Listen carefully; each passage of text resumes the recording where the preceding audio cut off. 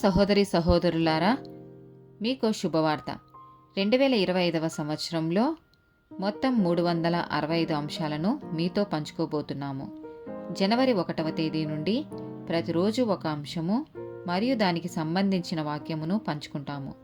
దయచేసి ఆ వాక్యములను వినండి, ధ్యానించండి మరియు ఆశీర్వదించబడండి. దయచేసి సబ్స్క్రైబ్ చేయండి మరియు మీ స్నేహితులతో పంచుకోండి.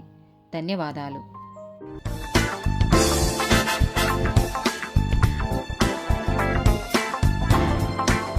181st డే టాపిక్ విగ్రహారాధన. ద్వితీయోపదేశకాండము 5వ అధ్యాయము 8-9 వచనాలు. పైనున్న ఆకాశమందే గాని క్రిందనున్న భూమి ఎందే గాని భూమి క్రిందనున్న నీళ్ల ఎందే గాని యొండు దేని పోలికైనా విగ్రహమును చేసుకొనకూడదు, వాటికి నమస్కరింపకూడదు, వాటిని పూజింపకూడదు. నీ దేవుడనైన యెహోవా యగు నేను రోషము గల దేవుడను. నన్ను ద్వేషించు వారి విషయములో 3-4 తరముల వరకు తండ్రుల దోషమును కుమారుల మీదికి రప్పించుచు.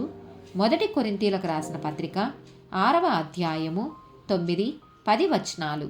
అన్యాయస్తులు దేవుని రాజ్యమునకు వారసులు కానేరని మీకు తెలియదా? మోసపోకుడి. జారులైనను విగ్రహారాధకులైనను వ్యభిచారులైనను ఆడంగితనము గలవారైనను పురుష సంయోగులైనను దొంగలైనను లోబులైనను త్రాగుబోతులైనను దూషకులైనను దోచుకును వారైనను దేవుని రాజ్యమునకు వారసులు కానేరరు. 1 కొరింథీయులకు రాసిన పత్రిక 10వ అధ్యాయము 14వ వచనము. కాబట్టి నా ప్రియులారా, విగ్రహారాధనకు దూరముగా పారిపోండి. కీర్తనల గ్రంథము 135వ అధ్యాయము 15-17 వచనాలు. అన్యజనుల విగ్రహములు వెండి బంగారువి, అవి మనుషుల చేతి పనులు. వాటికి నోరుండియు పలుకవు, కన్నులుండియు చూడవు, చెవులుండియు వినవు, వాటి నోళ్లలో ఊపిరి లెశమైనా లేదు. ఇర్మియా గ్రంథము 10వ అధ్యాయము 5వ వచనము.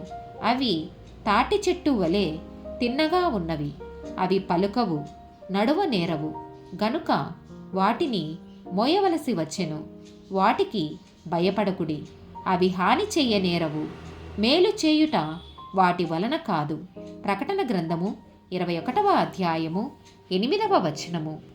పిరికివారును అవిశ్వాసులను అసహ్యులను నరహంతకులను వ్యభిచారులను మాంత్రికులను విగ్రహారాధకులను అబద్ధికులందరూ అగ్ని గంధకములతో మండు గుండములో పాలు పొందుదురు. ఇది 2వ మరణము. యోహాను సువార్త 4వ అధ్యాయము 24వ వచనము. దేవుడు ఆత్మ గనుక ఆయనను ఆరాధించు వారు ఆత్మతోనూ సత్యముతోనూ ఆరాధింపవలెననెను.